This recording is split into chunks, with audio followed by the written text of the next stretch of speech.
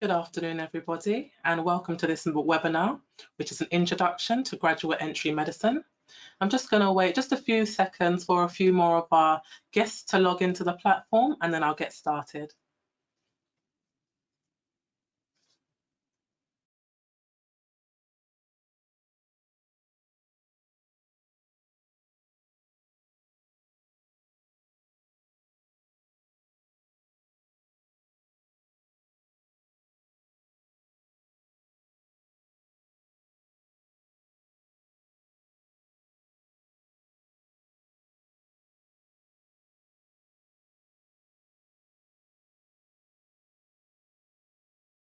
Okay, good afternoon, everybody. Welcome to this event, which is the Introduction to Graduate Entry Medicine at St George's University of London. My name is Lanisha. I'm the Events Officer at St George's, and I'm going to be the host for the event today. So for this event today, it's going to follow a very simple format. So after this introduction, you're going to get the opportunity to meet some of our current students. Following that, there will be a presentation from one of our admissions tutors. And then you will get the opportunity to hear from the Vice President of our Students' Union. We will then finish off the event with a Q&A session. So any questions you guys have from now until the end of the event, then you can send those in to us. So during this event, you'll be able to hear and see all of the event speakers, but we won't be able to hear and see you. So if you have any questions from now throughout to the end of the event, you should have a questions or a chat box. Please do send your questions in to us. Myself, the admissions tutor, and the current students will try our best to answer all of those questions. If we're unable to answer any of those questions by the end of the event, and the event formally finishes at 2:30, then an email will be sent out to all attendees with the answers to any remaining questions. During this event, if your connection cuts out at any time, please do log back in. We will be here up until 2:30, but if for any reason you're unable to log back in, then this event is being recorded. The recording will be housed on our website, so you can go onto our website, onto the webinars page, and the recording will be up there in the next few days. So you will be able to see the whole event back at your leisure. Finally, towards the end of the event, or at the end of the event, there will be a short survey that will pop up on your screens. I'd be very grateful if you could take a few moments out just to fill out that survey to give us some event feedback so we can improve these events in the future. Okay, so thank you guys for joining us again. What we're going to do now is we're going to welcome on our students. So if I could have all of our current students, please join us on the screen.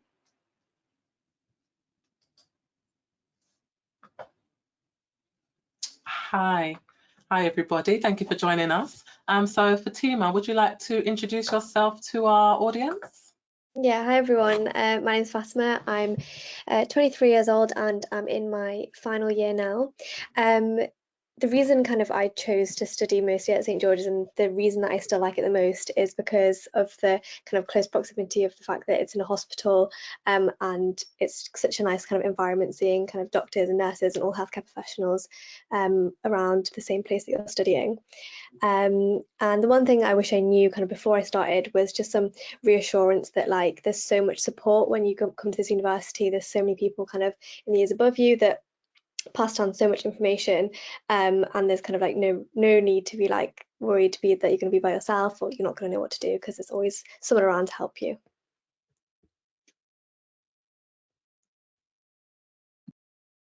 Excellent, thank you. And Leah, would you like to introduce yourself to our audience? Hi everyone, I'm Leah, I'm 26 and I've just started my third year of the graduate entry programme. So I chose St George's because I wanted to move to London, but I thought it was a lot more close-knit and a smaller uni compared to other unis, which I really liked. And I think what I like the most about it now, like Fatima said, is that it's based in the hospital. So you really feel like you're in the environment from day one, which is great. And I think what I wish I'd have known before I started medicine was that studying medicine is very different to studying any other degree. So I think you just have to be willing to adapt to your learning style. to medicine once you start. Awesome, thank you. And Isabel. Hi everyone. So my name is Isabel. I'm 24 and I've just finished my first year of graduate entry medicine. One of the reasons that I chose St George's was because it's a major trauma centre and it's actually one of the largest teaching hospitals in the UK. So I thought that was really, really cool. And then one of the things I wish I knew before I started was to try and find all the importance of a work-life balance when you start your first year.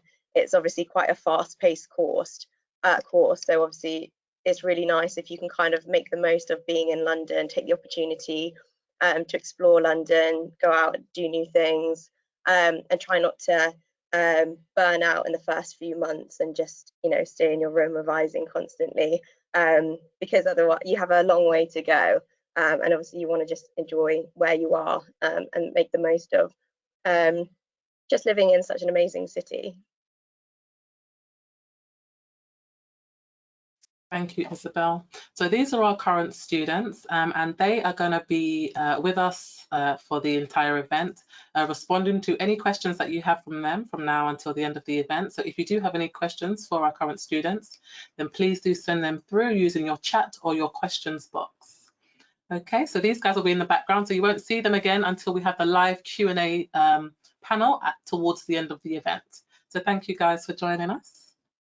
So what I will do now is ask Laura Byrne to join us. Laura is one of our admissions tutors and she is going to be delivering the course presentation. Thank you, Laura. Hi everyone, I'll just get my slides up.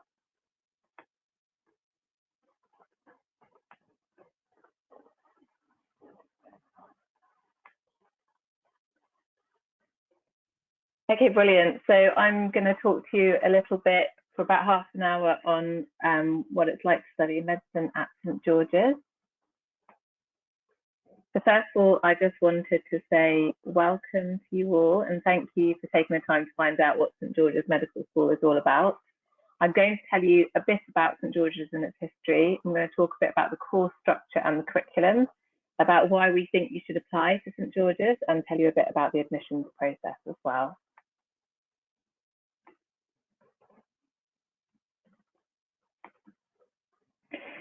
So the original St George's Hospital opened back in 1733 in a place called Lanesborough House, which was actually at Hyde Park Corner in the centre of London.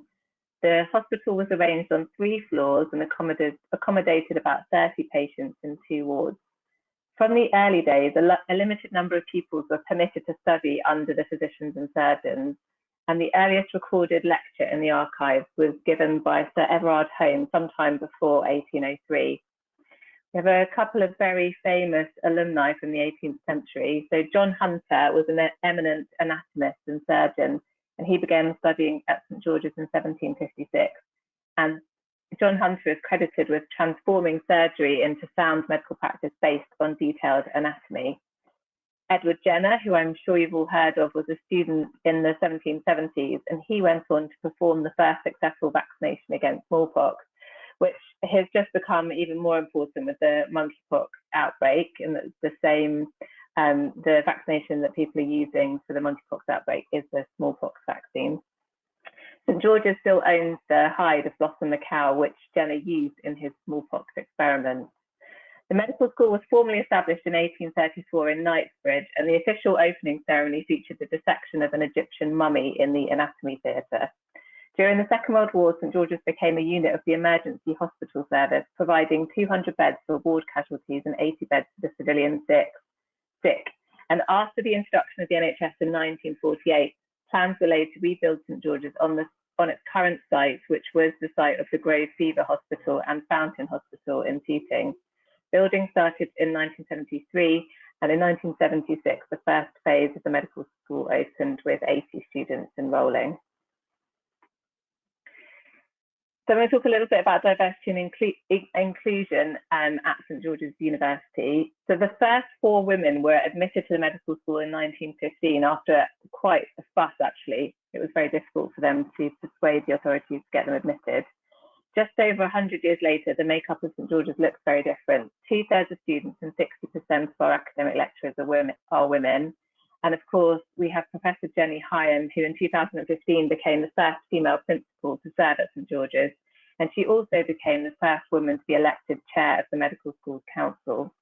Diversity is one of our strengths. We're embedded in the community we serve, and that's reflected in the staff and student population. You can read more about equality, diversity and inclusion on our website and the actions we've taken as an institution following Black Lives Matter. We're committed to offering you a transformational educational experience. Our course produces confident, resilient doctors who are ready to work effectively with their colleagues, who provide excellent and compassionate care, and who are equipped to adapt to the rapidly changing science and society.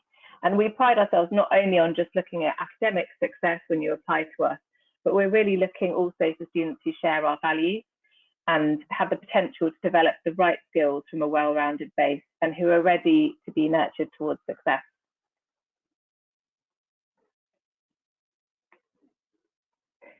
By joining St George's, you'll be part of a diverse group of students and alumni who share our values. And this is just a few of the people who've gone on to do great things who studied medicine at St George's.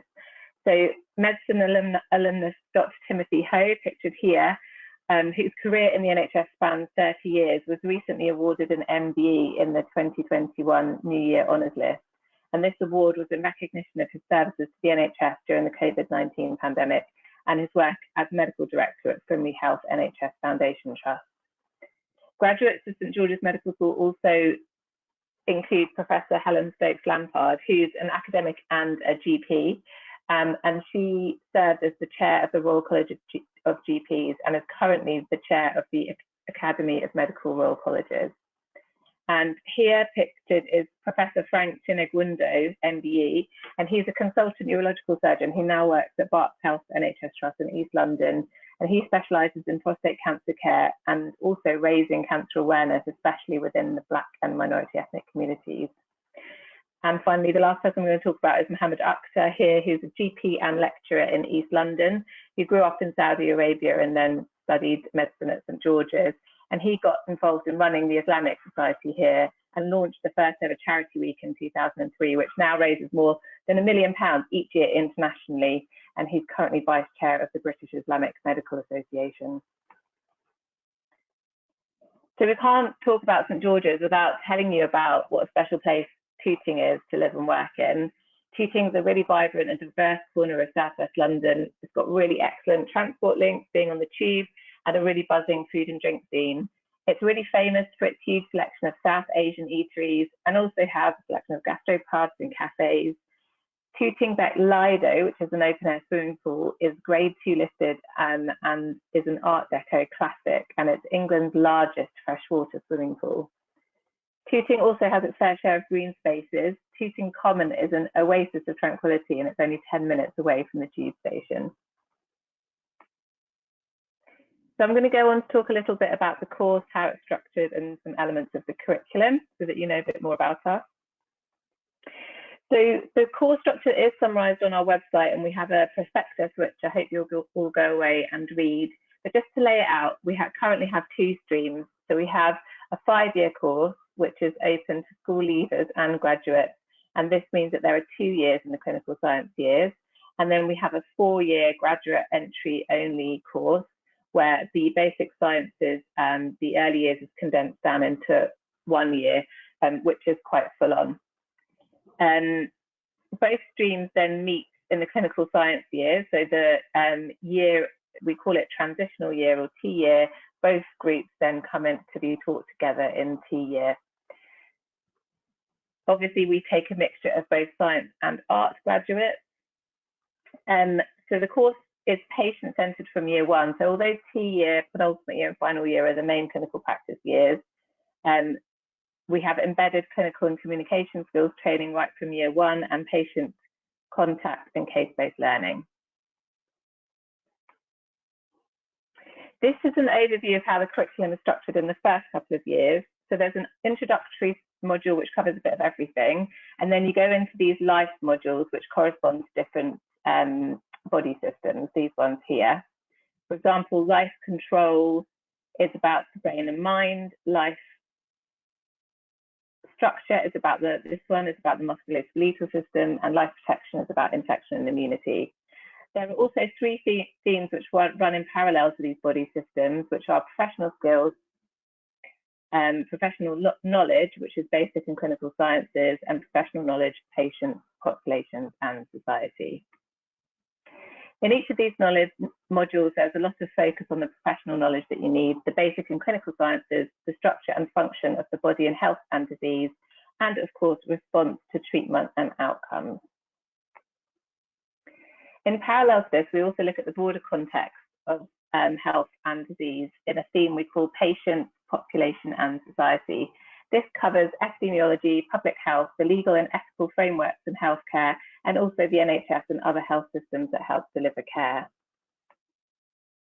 Again, in parallel to the life systems, we also develop your professional skills as a doctor. And this is particularly how you communicate effectively and sensitively with patients and colleagues, taking histories from patients and performing critical examinations and procedures.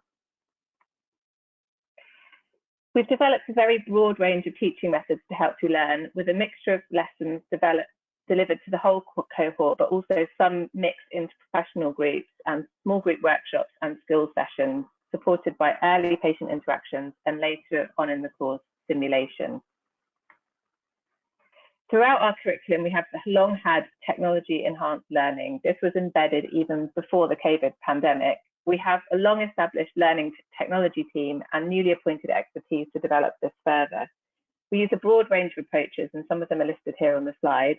This includes our virtual learning environment, Canvas, which can be used on a desktop, a tablet, and a phone, and is easy to navigate and user-friendly, and provides you with 24/7 access to all of the course materials. Canvas has allowed us to create online learning journeys for particular topics with embedded videos and quizzes to help you learn. We even have a COVID-19 course, which includes a virtual ward round, which was developed by one of my colleagues who's a professor of infectious diseases. We use a software program called Panopto to record all our lectures so that they are accessible to you online 24/7, so you can re-watch your lectures for revision purposes whenever you want. We've also developed 16 what are called massive open online courses, or MOOCs, with a wide range of subjects, for example, genetics and organ donation, and these are available on a platform called FutureLearn, and you can actually have a look at this now. We use an electronic portfolio to verify your skills and learning whilst you're on clinical placement as you progress through the course. So this is where you would do your work-based paced assessments and things like that, signed off by the people who are supervising your learning. And many of our tutors use interactive tools such as Mentimeter and Kahoot to engage you in sessions and also to gather your feedback, which is incredibly important. We've got a really well-stocked library with a full range of higher education resources and training materials, including a broad selection of online resources, including Ackland's video Atlas of Anatomy, which is very popular.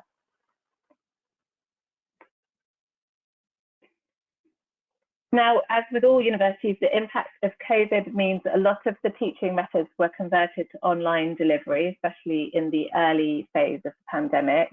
Many of these sessions listed on this slide are now being delivered on Microsoft Teams, and this has happened quickly and fairly seamlessly, both for teaching to large and small groups, utilising built-in interactivity tools and guided by the university's framework for online education, which sets out some very clear standards for online education. We're also making use of some openly available resources, such as Speaking Clinically, which you may have heard of.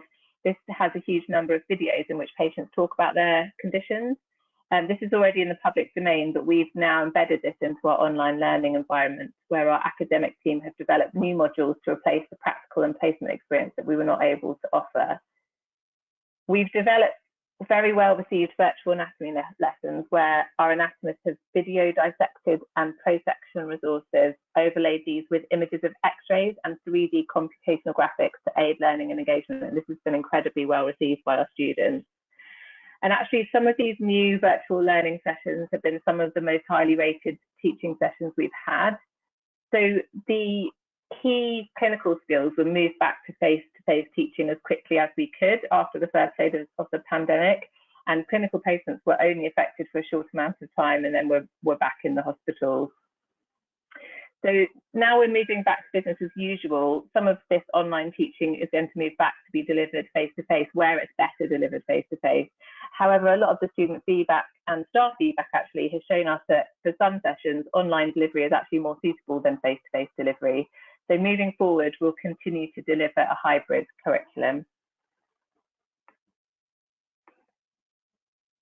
So just to remind you of our course structure again, so I'm now going to move on to talking about the transitional, penultimate and final years, which are the clinical years.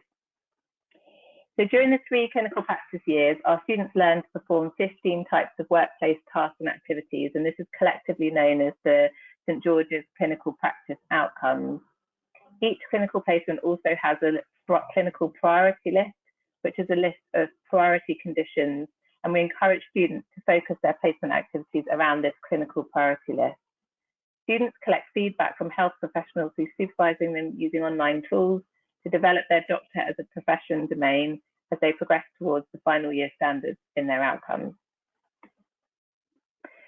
So T-year or transition year, this is the year from which our students make the transition from the academic environment of the early years to learning in the workplace. The key outcome of the T-year is to learn effectively and safely from direct patient contact, thereby establishing the trust of patients and colleagues. The learning environments are varied, include PBL units, clinical placements, a clinical lecture series, and a 3-week student selected component or SSC, where you get to choose what you do. T-year features rotations through clinical attachments in senior medicine, senior surgery, palliative care, neurology, neurosurgery, neurorehabilitation, psychiatry, obs and gynae, and paediatrics. Placements can be at St George's or at our partner local or regional trust, and accommodation is provided where you have to travel too far to commute every day. All placements have a half or 1 week teaching programme based at St George's. Students use these placements to extend the scope and depth of their learning in specialty placements in senior medicine and surgery. Students can concentrate on practicing their clinical interviewing and examination skills in order to develop the ability to formulate a differential diagnosis, which is obviously a very key skill, and to develop a management plan for their patients. So F-year or final year, this is a really exciting year where students are supported to achieve the standard required to become a foundation doctor and to expand their horizons. So this is where you can take an elective, do a final year student selected component and a public health firm. And we have what we call assistantship in medicine, surgery and general practice. So this is a one-to-one apprenticeship with a foundation doctor. So you basically shadow a foundation doctor. And this allows students to achieve the standard of teamwork in clinical practice, which is expected in the foundation years. And you do rotations in critical care and anaesthetics, accident and emergency to complete the F-year programme. Competence in foundation year clinical procedures is also achieved during the clinical components of this year. So highly performing students on the 4-year course, which is obviously what I'm talking about to you today, can apply after their 3rd year to study for an intercalated MSc. So this is the intercalation option for the 4-year course. You can study the intercalated MSc here at St George's, or you can apply to another institution and to study. An intercalated degree, whilst it's not in any way compulsory, does allow you to advance your coverage of a variety of topics and to undertake some in-depth research, and it can be really useful experience. And you'll be supervised by academic and research staff in individual research laboratories or departments. Entry is competitive and its selection is based on your academic results prior to applying. We've got several thriving research institutes at St George's where you can complete an IMSc. Just to tell you a bit about REF, so REF is the system for assessing the quality of research in UK universities and higher education colleges. And in the REF 2021, we had actually doubled the number of world-leading outputs and were ranked 8 out of 129 universities for research impact, which we were really pleased with. So why should you apply to study medicine at St George's? Well, we think St George's is a great place to study medicine. We're the UK's only dedicated healthcare university, and as one of the students said before, we're co-located with a really big, busy NHS trust that you're thrust into the centre of the clinical environment right from the beginning. We have a modern and adaptive course, and we're embracing new ways of teaching even before the pandemic hit, with learning technology embedded all the way through. If you come here, you'll be taught by a passionate group of academics and clinicians, both at the university, St George's NHS Trust, and our partner organisations. The extensive experience of our teaching team spans the full breadth of medical and surgical specialists, GPs, biomedical scientists, and research scientists. For example, our transition year is led by an A&E consultant, the penultimate year by a renal and acute medicine physician, and the final year by a urological surgeon. And our course director, who's called Professor Hannah Koch, is a consultant neurologist at the Atkinson-Morley Regional Epilepsy Network, and she's based at St George's Hospital, and she specialises in epilepsy treatment and research, as well as medical education. And I myself, I'm a consultant in HIV medicine, and I work in the infection care group at St George's. So enrolling at St George's will mean living and studying in a lively and vibrant corner of South London with amazing food and drink, outside spaces, and great transport links to the centre of London. The Complete University Guide consistently ranks us among the top medical schools for graduate prospects, and 80% of our students surveyed were satisfied with the course. So now I'm just going to talk to you a little bit about the admissions process so that you're clear on that. But I just want to say that it's all really well and laid out with lots of detail and transparency in our website. So I'd really encourage you to go and have a look at the admissions part of the website so you can know exactly what the process is. So for the 4-year graduate course, what we're looking for is a 2-1 in a UK undergraduate degree. So that could be a BSc, it could be a BA, or various other things. Or you can apply with a postgraduate degree, in which case you just need a pass. And we also ask that if you're applying with a postgraduate degree, that you've got a 2-2 or above in your undergraduate degree. And then everyone who applies to the 4-year course has to sit the Gamsat exam, which is a science-based exam. I'm sure you know about it already. And our minimum cutoff is 50 or above in each section. The cutoff for interview varies every year. But we've published on the website the cutoff for previous years. So just for reference, the cutoff for 2021 was 61 overall, which hopefully you'll find useful as a guide. So I'm going to talk a little bit about work experience. So I'm sure you already know this, but when the pandemic hit, obviously work experience was basically completely unavailable to anyone, and that is face-to-face work experience. And therefore all medical schools, and us included, we relaxed our work experience requirements, and they are still relaxed. However, we still want you, when you're interviewed, to demonstrate a realistic understanding of a career in medicine. And we want you to have some insight into what it's like working in a responsible role, which is public facing. And we want you to be able to demonstrate the values, attitudes, and behaviours that are desired in future doctors. But you can use any experience or activity which helps you prepare and talk about this in your interview. So that could be volunteering or community work, which I would very strongly suggest you get involved in if you're thinking of applying. Read books about medicine. There's a whole range of books written by doctors or about and nurses working in the NHS. Listen to podcasts, watch TV programmes. There have been several documentaries filmed at St George's. And have a look at the Medical Schools Council website, the GMC website, and the NHS Employees website, because they're a good source of information to find out what current issues are in the NHS. There are some online resources which were developed during the COVID pandemic, which are here. But actually I have some really good news, which is hot off the press, which is that work experience, face-to-face work experience is again open at St George's. So if you would like to apply for work experience at St George's, you can email work.experience@stgeorges.nhs.uk.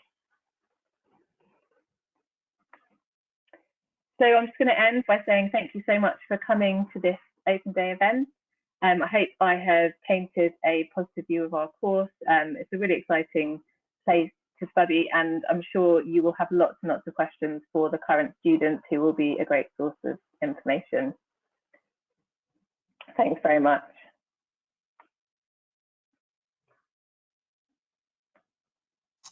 Thank you so much for that, Laura. That was very useful indeed. So we're running slightly ahead of our schedule. So what I'm going to do now is invite our audience to send in any questions that they have now. We can answer some of those live on air. Questions for Laura, for myself, or for our current students, send those right through to us and we'll answer them live on air. The next speaker will be the Vice President of our SU. So once he has joined us, then he will be up to speak with you. But until then, please do send in your questions. We are ready to answer them.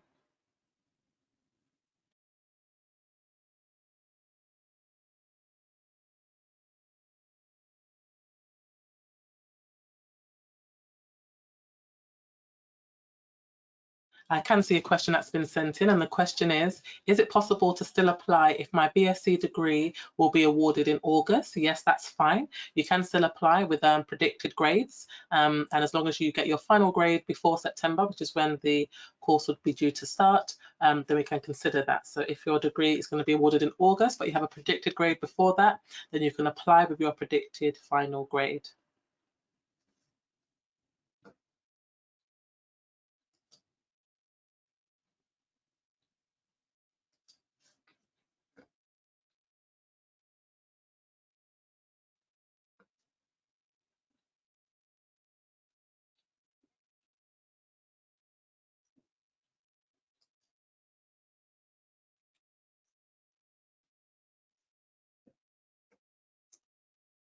Can I gain work experience at St George's Hospital?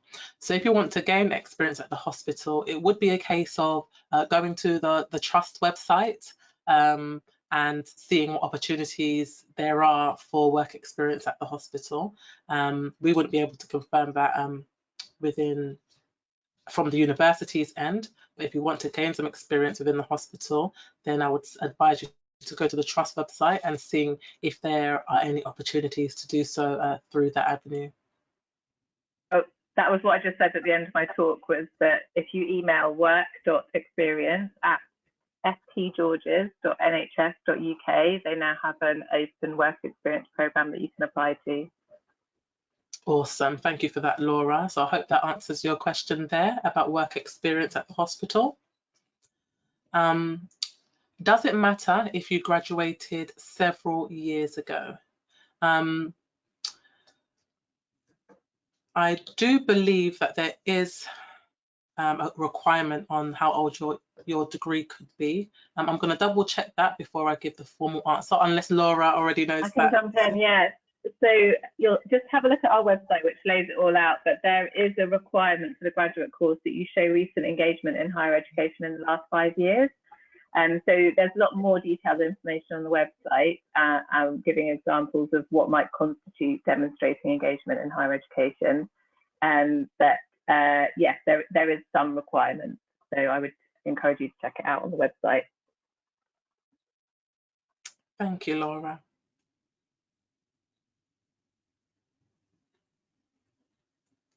I can see all these questions coming in, so thank you to our audience for engaging with us. And I'm going to be continuing to go through those until the student union introduction.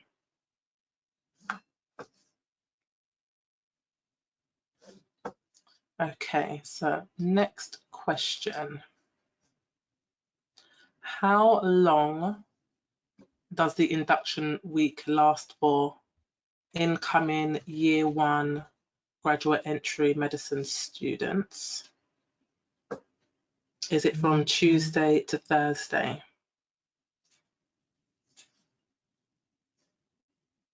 We're going to come back to that question. I'll see if I can find out the answer to that before the end of this webinar.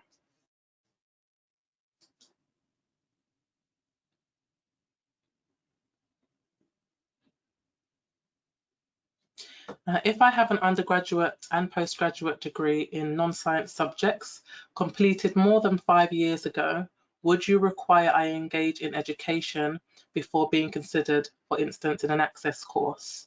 Yes, so as the admissions tutor Laura just advised, take a look on our website, as it gives examples there as to what could be considered as engaging in education if your degree is more than 5 years old.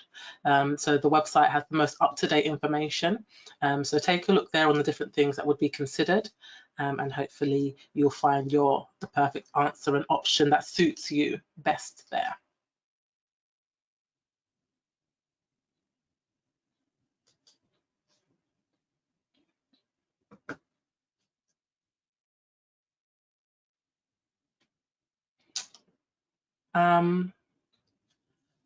What I will do actually for a few of these questions is I will ask our current students to come on air, because I think they might be able to assist in answering some of these questions.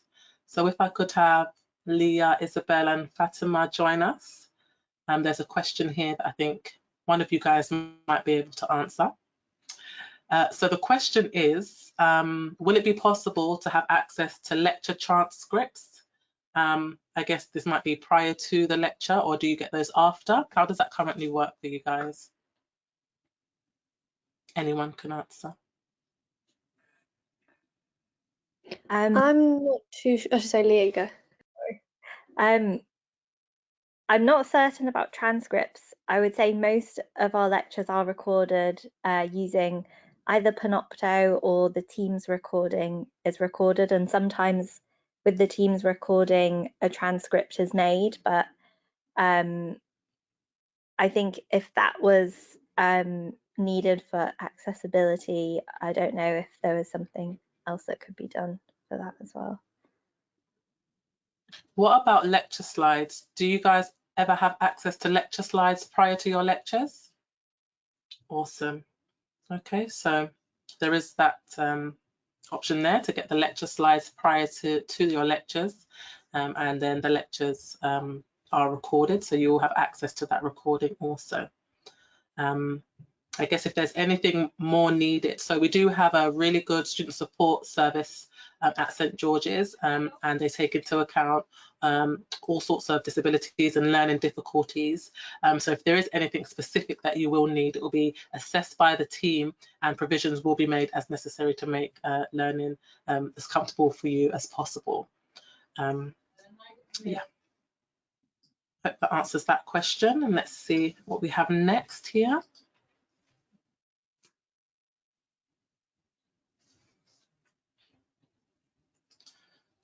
To apply as a graduate for the 5-year course, do you need to demonstrate participation in higher education in the last 5 years, or is it only for the 4-year graduate scheme? I think that will be the same requirement for that course. I think having demonstrated participation in recent study, higher education for the last 5 years is a requirement for most courses anyway. But if you're inquiring about the 5-year course, I'm sure that is the requirement. But again, as Laura said, just double check the requirements specifically for that course on the website.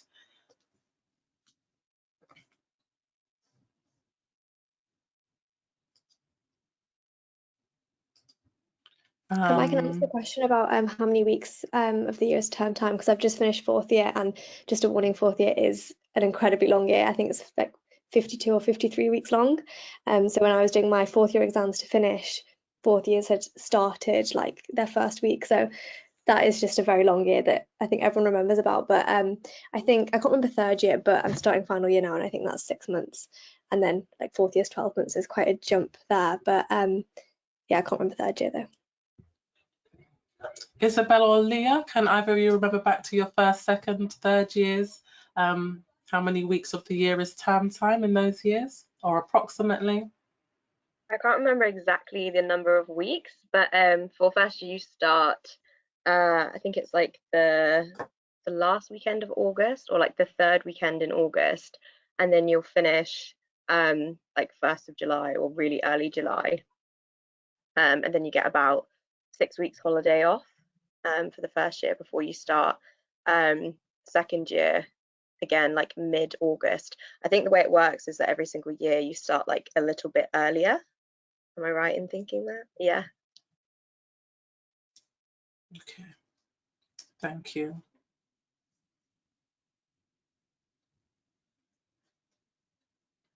So somebody's asked, how would financing of the course work? So maybe if any of you guys are comfortable in talking about how you financed your studies for this degree, maybe that will be quite useful. So in terms of the financing, the first year is different to the other 3 years. So in the first year, you can get a full means tested maintenance loan like you would for your undergraduate degree, but you only get part of the tuition fee funding, so you have to put some of your own money towards part of the tuition fees in first year. I can't remember the specific number, but I'm sure it would be easy to find if you look that up online. And then the final 3 years, it's part funded by student finance, so you get a non-means tested maintenance loan again, and they pay part of your tuition fees. And then the remainder of your tuition fees is financed by NHS Bursary, and you can also get some other finance from NHS bursaries to pay for kind of living allowance. And I think part of that is means tested, and you get extra money as well for if your course is longer than 30 weeks, which every year of medicine is longer than that, I think. Yeah, in the first year, I think it was about student finance pays around 5,500, I think, towards your tuition fee, and then you have to finance around 3,000-ish for the first year, and then in the second year, the NHS bursary, like Leah said, takes over that amount. So yeah, you have to just finance the first 3,000 for the first year. And then with the NHS bursary, like completely like non-means tested, you get like, I think it's about £83 a month throughout like kind of the academic year, and then you can also get like travel reimbursed as well. So I think the university, like there's 2 separate ways to get travel reimbursement. The uni do it as well, but I think they have, it's a bit more different because I think it's like it has to be a certain number of miles away or something like that. But the NHS bursary will just kind of refund you no matter how far it is as well. So that's quite good.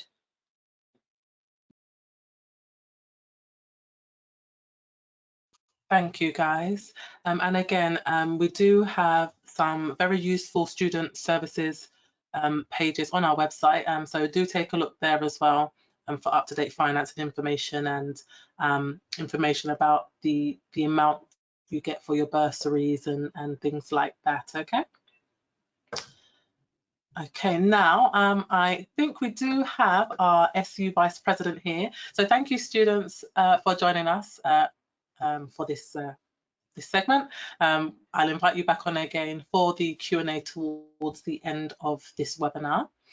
Now I will invite George, our SU Vice President, on, and he is going to give you some information about our SU.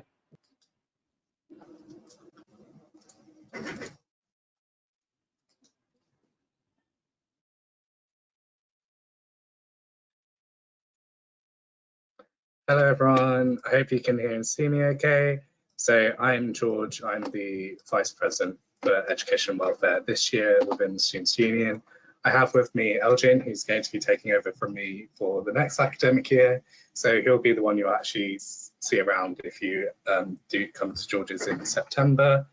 Very quickly, I know many of you might have seen SUs at your previous institutions if you've done degrees before, but each one runs a little bit differently. So I'm just going to talk you through how we work and the facilities we have as Students' Union here at St George's.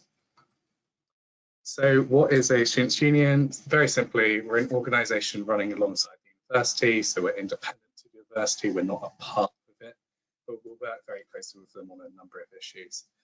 We're focused on representing students and providing their voice and making the student experience the best it can be at St George's. We do this through a variety of ways. So we have our year reps for each year in each course. So they work with myself and they work with Elgin to raise any issues on the course and help take those to the course team so that they can be fixed. We also have our execs, so they help run the Students' Union in a variety of roles. So we have environments officers, we have EDI officers, events officers, a variety of different roles, which will sort of, you'll get to see if you come to St George's, and sort of let you know more about what they do as they sort of go throughout the year. And finally, we put on a lot of the events, so all of the sort of Freshers Fortnight events, as well as a lot more events throughout the year, and supporting all our societies in everything that they do and they put on throughout the year. Two key facilities we have is we have the SU shop and the SU Dragon Bar. Some information on their opening times here, so you can sort of get a feel for how we sort of run in our cycle. The bars open on weekdays only in the evenings, and the shops open Monday to Friday throughout the day. Really nice spaces to sort of get food, get drinks, get snacks, and the bar is often used by students a lot during the day when it's not operating as a bar, for study, for meeting, for lunch, anything like that. It's quite a nice big space, and it's quite airy and light, so lots of people choose to go and spend their time in there. And yeah, it's a really sort of social space. Some other spaces we have, so I'm just sort of taking a little virtual tour of the Students' Union rooms. So we have a games room. Again, this is separate to a bar. It's another space with a pool table, ping pong table, where we display all the trophies and awards that our societies have won. And there's loads of microwaves and water fountains, so all that sort of stuff in here. It's a really nice social space to sit with friends, to even sometimes study again. We also have a music room, so the way the music room operates, if you're going to have it for personal use, we charge a small membership fee for the year. We have a variety of instruments in there, so we have keyboards, pianos, as you can see. We have more than one drum kit. We have one set up in there, but we have multiple drum kits within there, and a number of electric and acoustic guitars that you can use. We also have our music societies that use this, so like anything from the actual music society to choir to the musical, they all use this for practice and rehearsal, and it's a really sort of nice, clean space and private space to sort of develop your musical talents. We also have two dance studios. The one on the left here is called the Henry Gray Room, after the famous alumnus Henry Gray, who you may know from the anatomy textbook.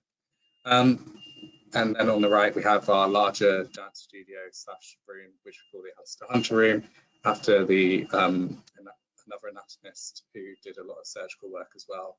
Both of these rooms are used by individuals for practice, by societies, and by a lot of our shows as well. So the musical, the Diwali show, the tooting show, all of these use these spaces to sort of practice. The Pole use the Alistair Hunter Room, so does the Combat Society for their classes. So if you join almost any society, you end up in here quite a bit, sort of doing activities, doing dance, doing rehearsals, whatever it is. So that's a very sort of quick virtual tour of the Students' Union. It sort of tells you as well a bit about what we do. A lot of the information is on our website, sgsu.org.uk, and a lot of the events and everything like that is advertised through the Facebook, St George's Students' Union, and on the Instagram through St George's SU. That was quite quick, quite brief, quite an overview, so I'm more than happy to take any questions or any ideas in the chat about this. The other things to sort of talk about that weren't included on this slide is that we have a lot of support services within the SU. So myself, as the VP Education and Welfare, and a permanent staff member called Lon, work to help students with academic and welfare issues. And we also provide access to a welfare room, which can be used for breastfeeding, as well as just a quiet space if you need some time away to reflect. So yeah, any questions, anything like that, more than happy to answer. Hi, George. There is a question which maybe you might be able to answer. Is there enough time for students to participate in societies alongside studying medicine course? Absolutely. So this is something that there's always a bit of a debate about. Especially amongst the graduate program, there is a feeling that because your first year is so packed that there isn't time to fit in societies as well as all your studies.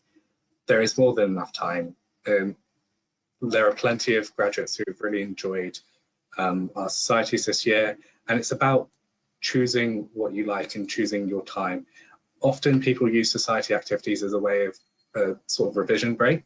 So if you've studied all day, maybe then go to a society event and maybe do some revision later. A lot of people like to use these activities as a way to get away from studying, especially with the sports clubs, because a lot of them practice outside of tutoring. So you're physically away from the university, and it gets you outdoors and gets you away from everything. Thank you very much. Thank you very much for that. Any other questions for our SU Vice President? Please do send them in now while we have him with us.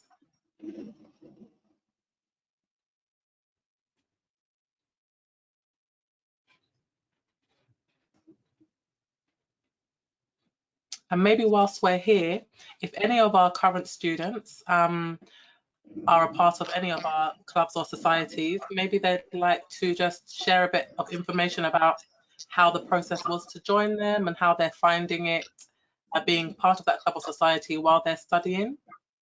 So Leah, Fatima or Isabel, if any of you guys are part of any club or societies, maybe you could let us know what that's like. Yeah, I've been part of quite a few societies, and I was like president of one of the volunteering ones called Teddy Bear Hospital, and I found that it was obviously like a lot of work, but it's just like so fun, and it definitely is manageable to do alongside your studies. And I think kind of the other benefits you get from like meeting so many different people and having kind of a break from your work, things like that, are like so beneficial as well. So I would highly recommend getting involved in them, and I think you definitely do have enough time. And I think a lot of the societies, there's no like pressure to like make sure you're there every week, anything like that. Like all the students have like exams around the same time, so generally like I think kind of especially with that kind of volunteering and sporting societies, they sort of take a break like during exams as well, like so there's no pressure to kind of stay involved the whole way through the year. If you need a break and you need to kind of get on with other things, then that's always like doable. A lot of our sports societies are very well known for putting on revision sessions and practice exams as well. So it's really good to get involved, not just for the sport, but they often provide a lot of educational support as well. And that goes the same for a lot of the cultural societies, such as Indian Soc and ISOC. They do a lot of that as well. Thank you very much. We do have another question, which is what is the most recent SU activity, I guess that's taken place at St George's? So recently we actually had our SU Awards. So we had a night where we celebrated everyone's contributions, both to the Students' Union and both from St George's wider. I guess before that, the main activities we had during sort of the spring and summer term was a lot of, well, we had our discos in February for Valentine's, where we tend to wind down towards elections, and the awards evenings in the summer due to exams.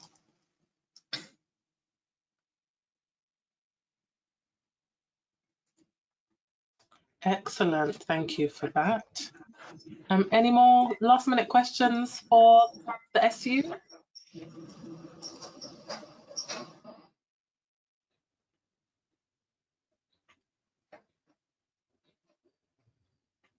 Okay, well, George, are you able to stay with us a bit and see if there are any other questions that are sent in?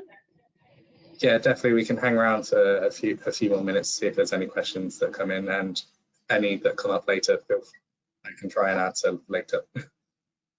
Awesome. So George will be with us behind the scenes. He'll be off camera, but if you do send in any questions, then a response will be typed to that. Thank you so much, George, for joining us today. The information was very useful and interesting to hear.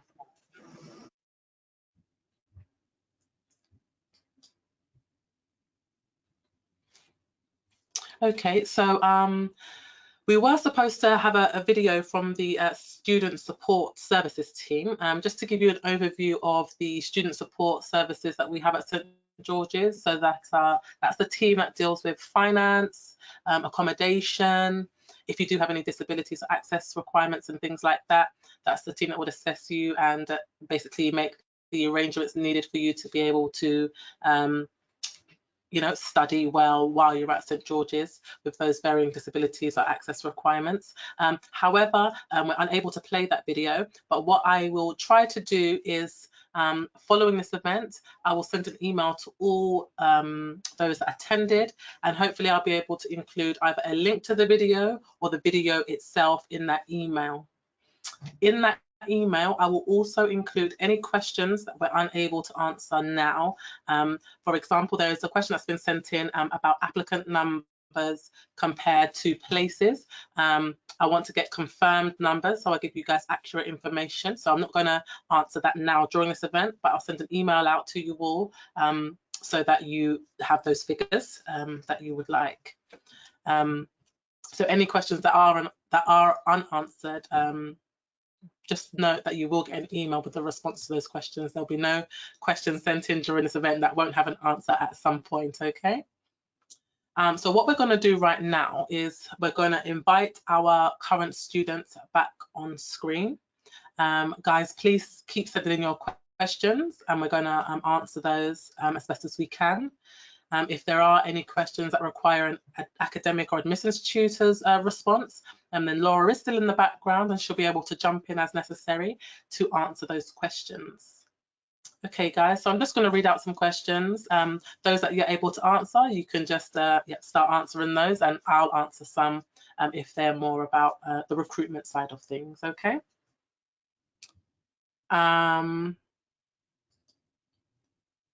So somebody has asked a question about a student union. So it says, how do you get involved with the student societies? As in, can you join at any time of the year, or do you have to join at the beginning of the term? How does it go with joining societies? Maybe Fatima, you want to take that one?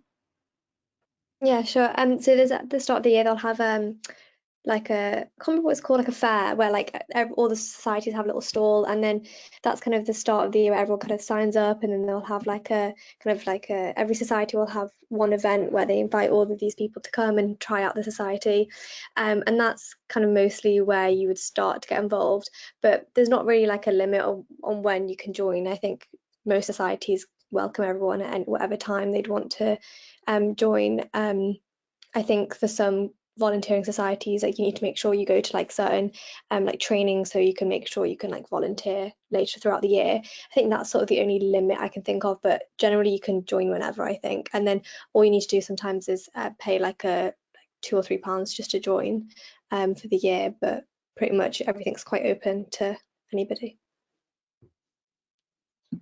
Okay, thank you. And somebody has asked, what is the average age of people on the course? So from your own experiences, students, like what is that age range of people on the course? I know we definitely have mature students and maybe some that have recently graduated join, but just from your own experiences being on the course, what's the age range like? I'd say in my year it's like, oh sorry, Leah. In my year, say I thought I would have been, because I joined when I first started, I was 23, and I thought I would have been, you know, either average or oldest. But it turns out I think I was one of the youngest. I think the age range is obviously from like 22 to our oldest student might be 34, 35, and potentially the average I'd say was definitely like 26, 27, 28 in my year. I don't know if that differs for Leah and Fatima for your year. I think every year varies. So in my year group, it varied from people who were 21 who had like literally just finished their undergrad and came straight into graduate entry, up to, I think the oldest person in my year is somebody in their early 40s. But I know in the year above, I think there's somebody who is in their early 50s as well. So there's a big range, but I'd say the average age is probably kind of late 20s. Okay. What I will add is that there is no upper age limit for our course. So it's just about basically meeting our entry requirements in order to apply and then successfully passing your interview. So please don't let your age, if you think you might be too young, you might be too old, stop you. Just work to meet our entry requirements as best as you can, gain as much work experience as you can, and apply to us. Do many people work alongside the graduate course? So do any of you guys have a part-time job or do anything alongside your studies? I don't have like kind of the jobs I used to work, well, I do work throughout uni or kind of all related to uni. So there's an opportunity to be like an anatomy demonstrator where you like teach the younger students anatomy, and that pays quite well. I did that quite a lot in the past few years. Obviously because of COVID, they switched everything up and it was online and it was a bit more difficult, but when it was all face-to-face, that was like a really good kind of bit of money, and like things like working in the SU shop and doing things like this. Like there's always like little jobs in uni as well, but I'm not sure if Leo is about to do like other jobs outside. So yeah, you can be, so we're all student ambassadors, so there's various like jobs you can get involved with. If you do that, you can work in sort of primary schools and secondary schools, or work on clearing or at open days, which is really good. So it's really flexible and you can make it fit around your studies. I know a lot of people do kind of bank shifts as healthcare assistants or phlebotomists, which they either had beforehand, or I know some people that have applied since starting uni, just like through NHS jobs. And I think the more flexible the job, the easier it is to sort of fit alongside your studies. But there are lots of jobs out there that are flexible so that you can earn some extra money.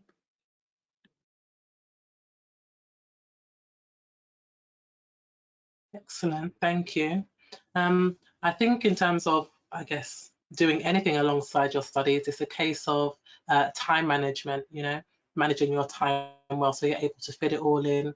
I guess outside of studies, on site or whatever you need to do your own private revision and things like that. So I guess it's just what you can do to manage your time well.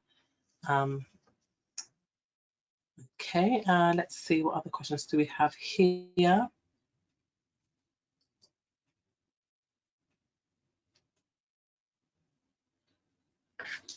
Are there finance options available for graduate students on the undergraduate MBBS course or only on the graduate course? So I guess the finance options for the courses are different and also depend on your own circumstances as well.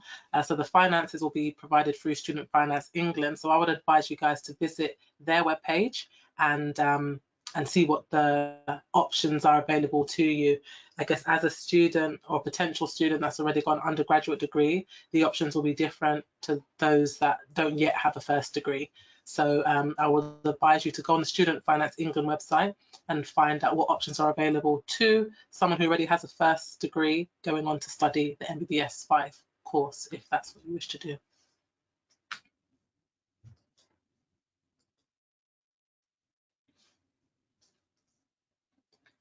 Any other questions, guys? Please do send them in.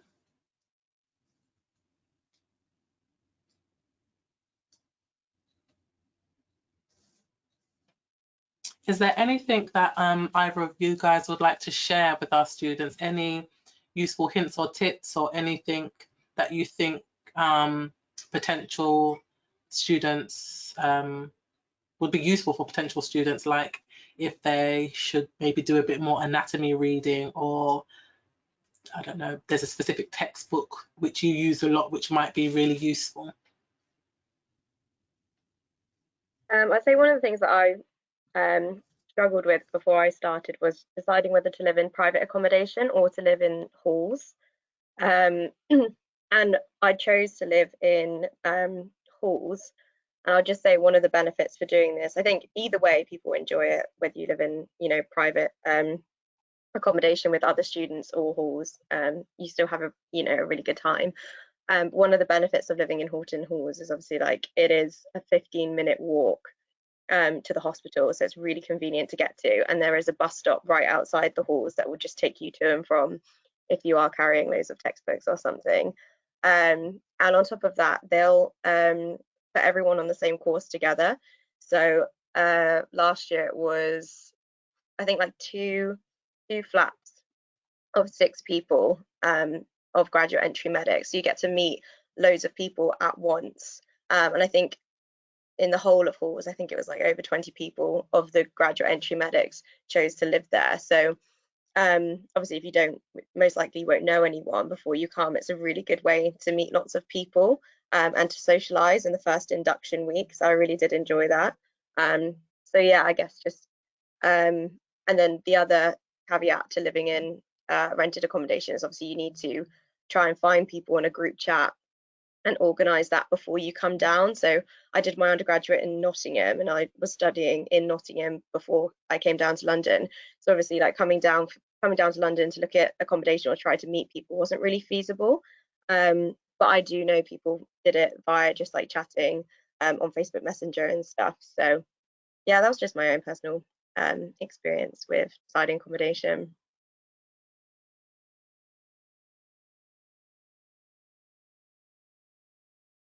Thank you for that, Isabel.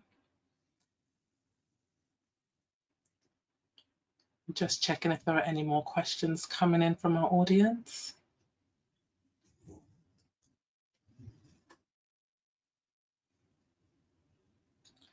So if after the event there is anything else that pops up to your mind, you can, well, I would first advise you just to visit our website where we have the most up-to-date information about our course and our requirements. But then you can also email study@sgul.ac.uk and our helpful inquiries team will assist you as required. Okay, we do have a few more questions now. Do the current students have any advice about sitting the Gamsat?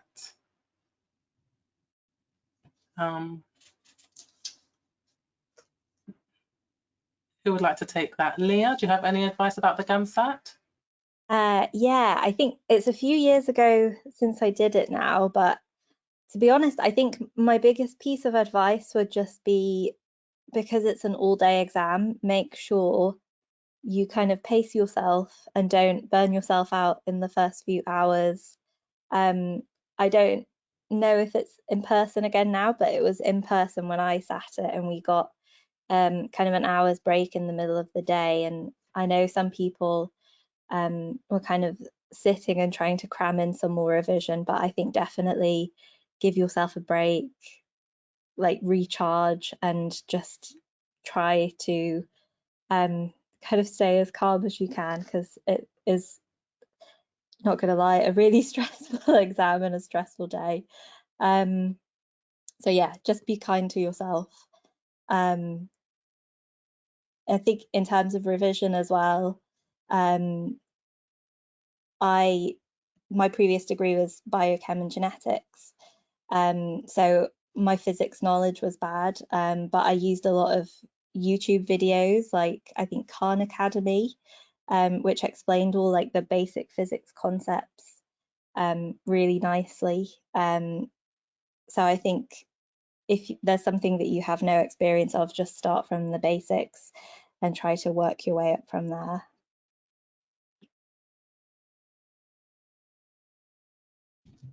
Thank you for that, Leah.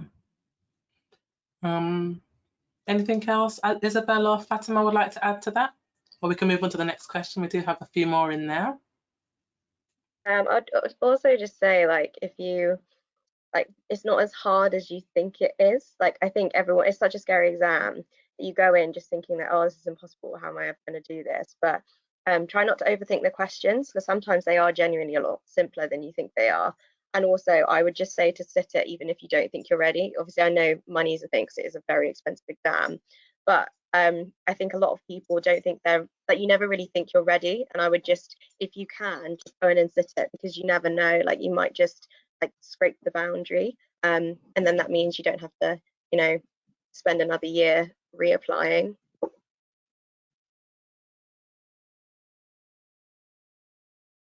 Awesome. Thank you, Isabel. Okay, I have another question for you guys. Are any of you able to comment on the length of induction week? If you can cast your minds back to induction week. Is induction week like Monday to Friday or a couple of days? Sorry? Is that for first year, the induction week? Yeah. Yeah, so I think because you start late August, when I started, the first Monday was a bank holiday. So obviously there's no lectures or anything on the Monday. So the induction will start on Tuesday. And I think that runs until Friday. Obviously you get a timetable sent out to you, like I think fairly in advance, a few weeks in advance. So you should know exactly what days, but it's pretty much probably Tuesday till Friday. Thank you. Do you recommend buying the PassMed subscription, or are there other online platforms that are better for you in T year? I think PassMed is probably the most common one, and I would say I prefer PassMed. There's also something called QuesMed, and I think the founder of that works in St George's, I think, and so like people prefer that as well. I think it's personal preference. I think I prefer PassMed, to be honest, but then also the questions that you have in the real exam, like that you sit, are very different. It's kind of the knowledge that's the same, but the questions are quite different, and I think that shocked me a lot in T year because I was getting through the PassMed questions and then I sat the exam and no one had prepared me and told me that the questions are quite different.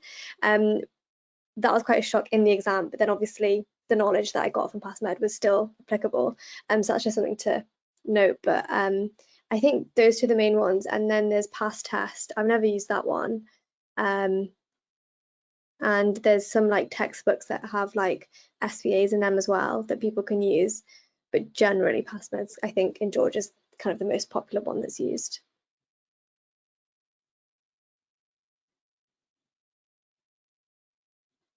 Anything Leah or Isabel would like to add to that, or was that all right? Isn't there a subscription? I think it's free for the first year anyway as well for PassMed. So you might as well sign up because it's free. Awesome, thank you guys.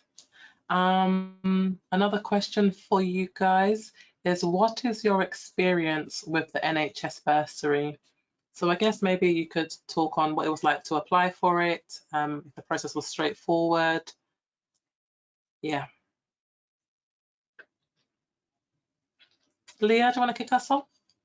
I think it's a different website to the standard Student Finance England website, but it's pretty much the same information that you have to provide. So it just asks for like details about your course, and then it has to determine whether you are means tested against your parents or if you're an independent student, and they use the same criteria for that as Student Finance England do. So if you already know whether you are or classed as independent or not from that, then that's quite straightforward. And then I think in terms of all of the details such as course length that they need to know in order to know like how much money to give you, I think that's all provided by the uni, so it's not too difficult. I think it's quite straightforward. They send out, if you are means tested against your parents' income, then they send them kind of separate forms for them to fill out, where you can't really see any of the details and stuff that they fill in. But yeah, it's very similar to student finance.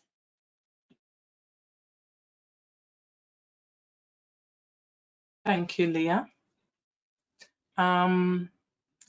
Somebody else has asked, how best to study for the OSCEs and the exams in T year? So I guess I wouldn't say this is how best to, this is your experience and how maybe any of you guys did. So whoever would like to start first. I think for OSCEs, it's just practice, practice, practice, like it's the only thing you can do. And in T year, you have like half the year is, you have like 5 weeks of placement, 5 weeks of like PBL, where you have like kind of group study. And they always say kind of the more time you spend on placement and talking to patients there, they kind of can see that in the exam, because when you speak to your friends and do it in like a, when you like kind of study with your friends, it's very different to when you kind of speak to a patient. So I would say just make sure you're on placement a lot and speaking to patients, and then kind of practice with your friends just to like confirm all of that information that you have. And I would say like talk to like older years as well, because I feel like they can also pass on quite good advice. That's what I did. I think that's kind of the main thing for OSCEs, yeah.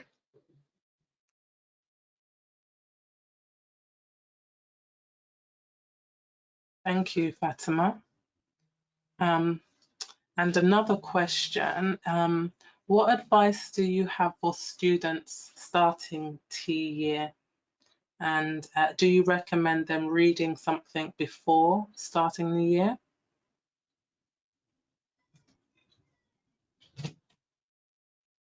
Is there anything special or not out of the ordinary, but you know, that students should do going into T year?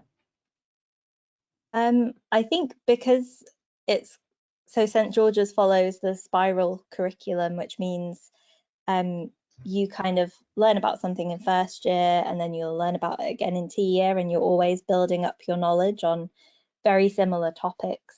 So I'd say if you've already got that base knowledge from first year, then I wouldn't worry too much, because you do still have a lot of teaching in T year. So they'll cover the kind of the additional bits that you need to know. Yeah, I personally didn't do any specific preparation, especially if you've got all of your notes from first year that you can then just kind of add to. Thank you. And somebody has asked, basically, when applying for this course, what is it that you each did differently, maybe, to get selected? So what I would just say, first of all, is to be invited to interview, you need to meet the entry requirements, so having the degree, the Gamsat, etc., and the grade requirements for both the degree and the Gamsat. And if you meet those requirements, then you'll be invited to interview, and then your offer would be based on you passing the interview, and if you haven't finished your degree yet, then actually getting the degree grade required. So I wouldn't say that either of these would have done anything different, but maybe what you could let us know is what type of maybe work experience and things like that did you guys do before interview or up until the interview time? Do you want to kick us off, Isabel? Yeah, like I said, I did my undergraduate in Nottingham. I did medical physiology and therapeutics. So yeah, I had a science background. And then I'd say the three main work experience things I did that I think helped me, especially with an interview, was I worked as a healthcare assistant in a haematology ward, and that was working directly with patients who had blood cancers. And that is kind of like invaluable experience, and it's not just helpful for the interview process, but it's all the way through. So in doing OSCEs and having GP placements this year, it just makes it so much easier being able to talk to patients, because it's what I did previously beforehand. And doing things like blood pressure and heart rate, respirate, just simple bedside tests, examinations, I already knew how to do. So that was really great. And then I also worked as a carer, going into individual people's homes and just helping, yeah, basically doing like personal care. So I did that in my beside my undergraduate as well, as like a part-time job. And then I would actually say, aside from the HCA work, I was also president of the Powerlifting Society in Nottingham as well, which is like a weightlifting society. And this actually probably became the best work experience I had in the interview, because so many of the skills that you learn doing some kind of leadership role means that you can answer some of the interview questions really well with personal experience. And I think that's what could potentially put you aside from other people. It's using all the things that you've got on your CV and being able to apply that to the questions, and showing off the skills that you have, such as like time management, organization, teamwork. And I guess, yeah, it's not just the very healthcare related experience that you have that they want to see, because everyone will have that. It's all your other experience that you have, that maybe you're in dance society or chess society or something, using those skills as well, to kind of like show your character and how you've developed yourself over the years. And I think that's why graduate entry is potentially more competitive than undergraduate. Is obviously we're a lot older, so people tend to have more experience, and the more experience you have, the more skills you have. So it's about using those and what you've learned in a way to put your best self forward. So yeah, I hope that helps.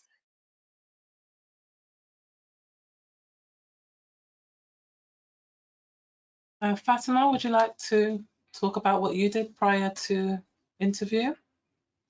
I think what Isabel was saying was really important, that it doesn't matter what like experience you have, it's how you answer the question, how you can apply it to what they're asking. So you can literally be president of literally any society. It does not have to be healthcare related. You can have any leadership role, but if you just like, even if like you work in retail and you're just like, I don't know, like showing someone around, you can just, any situation you can apply it to, like leadership or whatever they're asking. I think that's really important, and just being confident in your answer as well. So I know one of the questions was about being a transfer. So I didn't apply through like a graduate, and like I did an undergraduate biomed degree and then I transferred into graduate medicine. So I just had the interview and I didn't do Gamsat, anything like that. And I think in those interviews they're really competitive, and I think the thing that would have set people apart is just kind of the confidence in your answers, and like knowing your own abilities and showing to like the people that are interviewing you that you know what you're talking about. And overall they also want to see like, generally, would you make a good doctor? Like do they think that's the sort of person that you could be?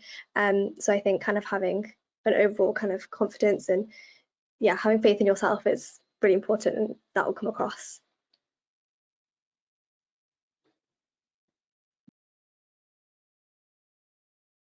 Thank you very much for that, Fatima. So we are nearing the end of the event. We have a few more questions here which we'll be able to fire through. If there are any questions left that haven't been responded to, then as I mentioned earlier, we will definitely email out all event attendees and maybe even registrants, so that you all have the answers to your questions, okay? So somebody has asked, which I think we touched on this earlier, if any of you guys work while you're studying. So I remember Fatima was saying there are various things that she does, but right now these students are working as student ambassadors representing St. George's and their course. So the time that they're spending here with us, this is work that they are being paid for, as much as they're enjoying their time here, giving you useful information and their experiences. But this is technically a job for them, which I think, from my perspective, I think works very well for the students, because us as staff that work in the university know the students and their timetables and their availabilities. So we can factor in work that we have for them kind of around their studies, and they can pick and choose what they'd like to do. Maybe Leah, would you like to just mention something about what it's like working as an ambassador while you're studying, and if there is anything else that you do for work? Yeah, sure. So I started as a student ambassador, I think in like November last year, and I've been involved with so many different things so far as part of it. So as well as working things like open days or days like this where you're talking to prospective students, I was involved in a program called Primary Practice, which is where on a Wednesday afternoon you run an after school club with a group of year sixes who have been identified as students who meet widening participation criteria, and kind of talking to them about different healthcare professions and doing fun activities with them, which is really great. And there's lots of programs like that. There's another tutoring one that I know is called Science Stars as well, which is working with older children. And then, for example, I am working in my break this year as a clearing agent, so speaking to people who are prospective applicants coming through clearing this year. So there's lots of different opportunities within the student ambassador role, and like Lanisha said, it's kind of all based around your timetable, so a lot of it is on a Wednesday afternoon because that's protected time for all students to do sports or work or whatever you want to do at that time. As well as that, I do work for a separate company where I go and work at like science and technology days for year 9 students, which is like based at places all across the south of England. So that's just kind of as and when they need me and when I'm available. But there's lots of different opportunities.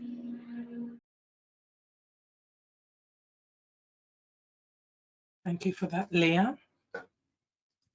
Somebody has asked, if a final grade is higher than the predicted grade, may an offer be made after the release of results? So if you are invited to interview based off of your predicted grades and you're successful at interview, then you'll be given a conditional offer based on you meeting the conditions, which would be to achieve a certain grade from your qualification. And I guess that's a standard across many courses, not just specifically for medicine. So if you do meet our entry requirements, or you're predicted to meet the requirements and you are invited to interview, you'll get a conditional offer based on meeting the grade criteria, the minimum grade criteria for your degree qualification. Okay. So somebody has asked how best they can prepare for the interviews. I guess this was covered a bit through Isabel and Fatima's talk about work experience and, you know, the confidence and things you need to have at interview stage. Is there anything else you guys would like to add about how best to prepare for interview? I think from my experience working at St George's for so many years and meeting and talking to so many students across the years, I think one thing that I can just add is like to not prepare a script for questions that you don't know is going to come up, and not to revise a script to say in case you forget something and then you kind of trip yourself up when you're trying to remember what you wrote. That's what I've picked up over the years. But is there anything else that you students would like to add about how best to prepare for interview? I'd say one thing that helped me is if you can get anyone, obviously you can get friends and family to help you practice, which is really good. Like definitely do practice a mock interview. But if you can try and get people that you don't know very well, who you're potentially more nervous around, I think really helps, because obviously it's such a high pressure situation. You kind of want to make yourself as nervous as possible.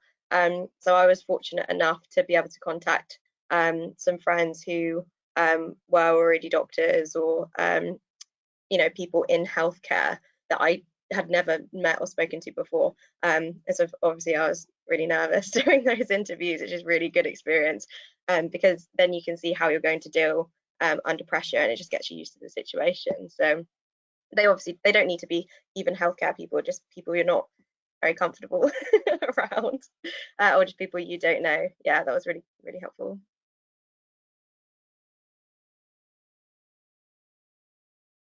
Thank you. Anything, Fatima or Leah, you would like to add for that? This will be our last question that we'll be closing with, but is there anything you'd like to add to that? No, just what Isabel said, just practice with people, yeah, you're not comfortable with. I think that really helps. And definitely not rehearsing your answer. I've heard stories where examiners stop them and say, like, I know you rehearsed this, tell me something else, and then you're put on the spot to kind of think of something else. So yeah, definitely, you know, obviously prepare, but don't over rehearse, because I think they can definitely see that.